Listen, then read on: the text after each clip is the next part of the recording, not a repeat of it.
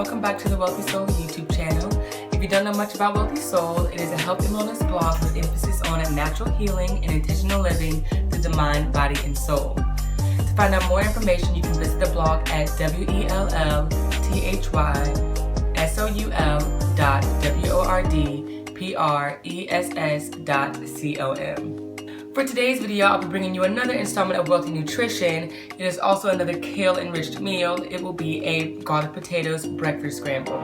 And the ingredients are just eggs, kale, and potatoes, but of course, it is a good base to any breakfast scramble, so you can add anything you would like, your meat, more veggies, anything that you feel that you would want in your own personal breakfast scramble, you can definitely add to this, and it'll also still be very healthy for you and provide a good filling breakfast as well as a good filling brunch if you go that way. It's pretty simple and pretty quick to make.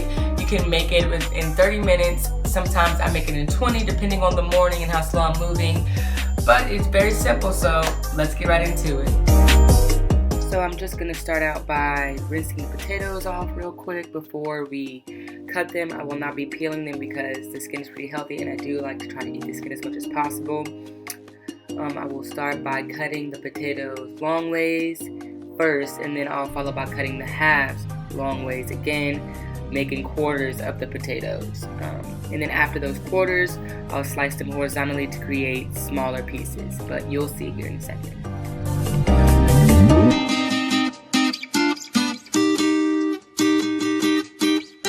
So if I'm making these in the morning, I usually try to make a big batch. That's why I'm doing 2 potatoes. Sometimes I'll do it on Sundays. That way I can have the potatoes ready and I can just scramble my eggs and kale and just go very quickly. But if I'm doing it in the morning for something that I'm going to eat right away, I tend to wake up, cut the potatoes, then put them in the oven. And while the potatoes are cooking, I'll go shower or get ready for my day and then come out and then cook the eggs and kale.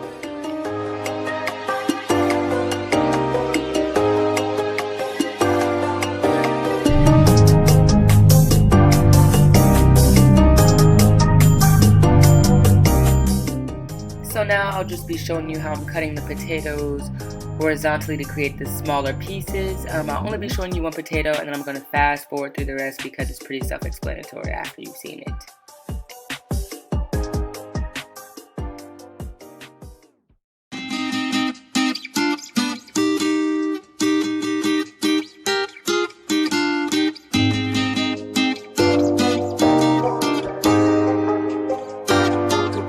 Charlie?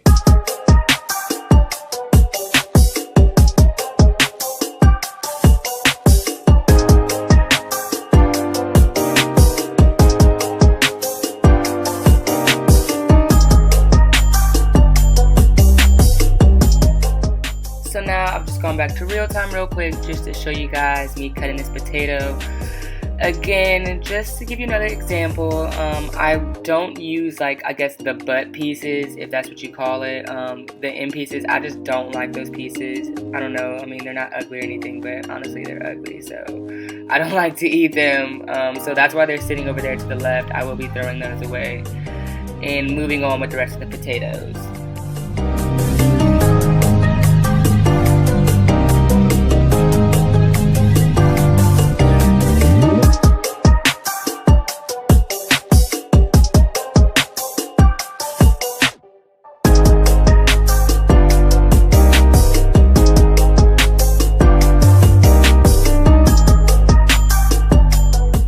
So I just grabbed the baking dish that I'll be using to bake these potatoes, and I have the oven set at 420. The oven is set at 420, and I will be baking these potatoes for 13 minutes. Usually I go 10 to 15 depending on the thickness that I cut the potatoes in and how many potatoes that I cook. But today I'll be doing 13, and I just started out with spraying the baking dish with olive oil, and then now I'm going in with a little bit of vegetable oil to give a more heavy coverage when you're baking these potatoes because they will stick to the pan. I'm just spreading it around now just to make sure that it's covering the entire bottom surface of the pan, and now I'll be dumping the potatoes into the baking dish.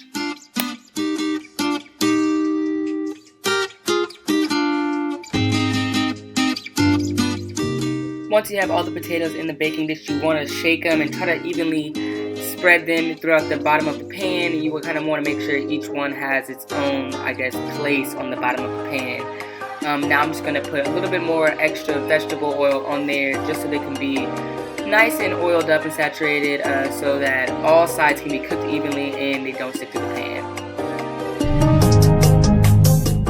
This also helps with prepping for seasoning them as well. So for seasoning, I use garlic powder, garlic salt, and pepper. Pretty simple. I already put a very thin coat of garlic powder on the potatoes. And when I say coat, I literally mean coat. You want to make sure they're nice and seasoned up with the garlic powder, and then you'll just go in with garlic salt and pepper for some extra light seasoning, and this is what they should look like afterwards. So at about 3 minutes left in the timer, pretty much I've taken a 10-minute shower, brushed my teeth, gotten dressed for school, whatever, I begin to cook the kale and eggs. So I start with the kale, and I'll saute it down, and then I will add the eggs in. And when I'm heating up oil to cook my kale down, I like to start with the temperature very high to get the oil nice and liquefied. By the time I put the kale in, it can really coat the kale and cook it down.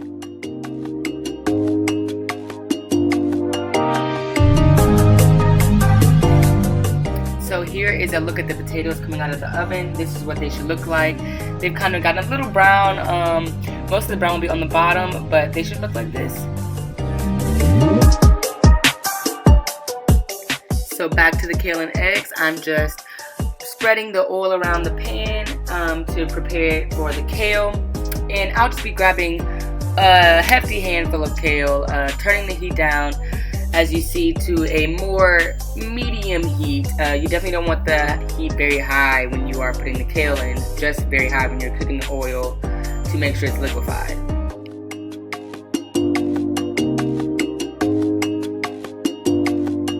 Like I said earlier, I just grabbed a hefty handful and put it in there. It'll definitely look like a lot when you first put it in there, but it'll saute down very well. I'm gonna show you guys here soon what the kale looks like, so you can see the difference in it now and the difference in it later when it's sauteed down some more. And as stated in previous videos using kale, you gotta make sure that you are moving the kale around. You don't want it to sit too much because it will stick to the bottom of the pan and turn brown and burn. Here's a close-up of the kale now. And this is the mass, that is taking up in the pan currently.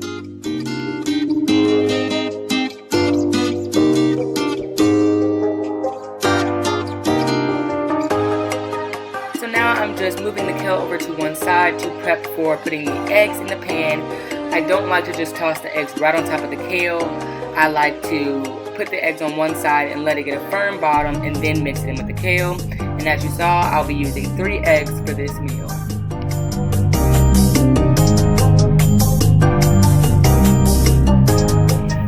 Now I'm just beating the yolks down, and I'll be letting the eggs kind of sit there and get a firm bottom before mixing the kale and the eggs together. And here's a close-up of the eggs and kale. Notice how much the kale has already cooked down.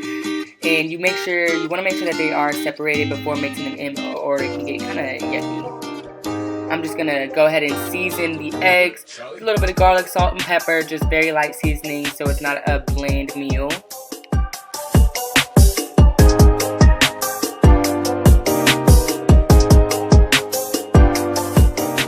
Once the eggs have begun to firm on the bottom, I will start mixing the kale and the eggs together to begin mixing the breakfast scramble.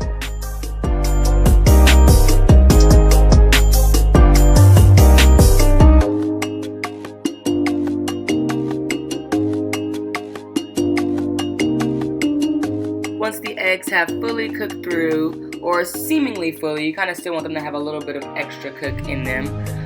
You can begin to put the potatoes in the pan. Now I cooked a lot, so I'll probably be using about half of the amount that I cooked, and I'll make sure that I'm not getting any excess oil from the potatoes into the pan with the kale and eggs, because the kale and eggs have enough oil for everybody. Okay, so you just want to put about half of the 2 potatoes that you cut up into the pan and let them cook together.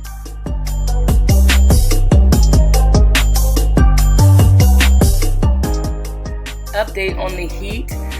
It's still at a medium temperature, so you definitely don't want it to go any higher than that, especially when putting the potatoes in, because they are already cooked, and basically now you're just kind of getting the flavors mixed together truly.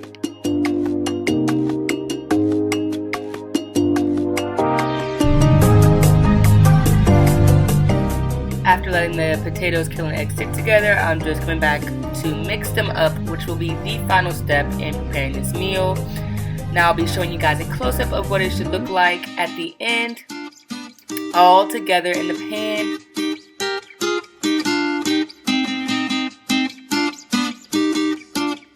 Notice how much the kale has cooked down. Now the pan is covered mostly by potatoes and eggs. So using a lot of kale and getting enough kale for your diet is very, very easy. Thank you so much for watching. Please like, comment, share, and subscribe. And please comment below if you try this recipe and things that you feel like can enhance it. I usually put, some red onions in there, occasionally some turkey, occasionally some shrimp. So, you can really mix it up. Enjoy.